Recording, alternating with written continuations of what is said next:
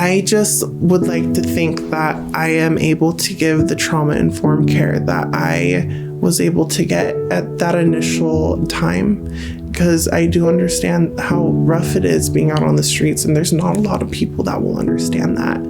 Hi, my name is Zafire Lilith. I work as a general resource advocate for community action, and some of my hobbies include rock hounding, singing, creating music, as well as helping people in need and advocating for people in need as well. My community action story is honestly when I was homeless about 1.5 years ago. I had just come up to Washington County for a little bit, not even knowing the services that they have here. My experience of being homeless after being evicted was very isolating.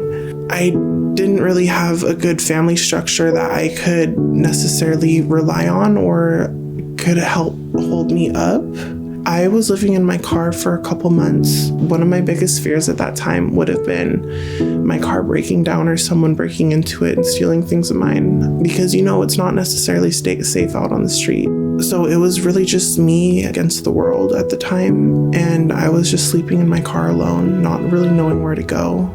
What happened after I was connected to Community Connect, within a couple of days, I was able to get connected to homeless shelter, which was at the Beaverton Budget Inn.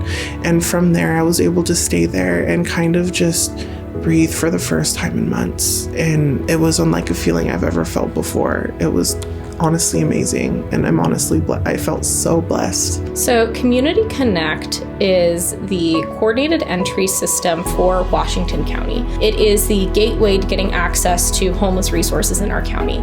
I encountered Zafire in November of 2022. I was working as a CRA, or community resource advocate, on the Community Connect team at that time, and I got a phone call one day, and it was Zafire. She was at that time experiencing homelessness, crying in her car with her 2 cats, very, very freaked out. I went through the shelter screening with her. She asked me questions, and I reassured her that no, you are on the right path. You're doing the best you can at the time, and your best is always enough. You're going to do okay. In January, I was announcing in the county office hours that I was hiring for a position on my team. Zafire's application came through on my hiring software, and I was like, wait, I know that name. Oh my gosh, she got housed. This is great. It's really lovely to see that. Going from hearing about how she was living in her car with her 2 cats to seeing her in this beautiful space that's so warm and welcome and open that she's truly made her own. It's why we do the work we do. It's why doing this is so important. It's why making sure folks get connected to programs is so important.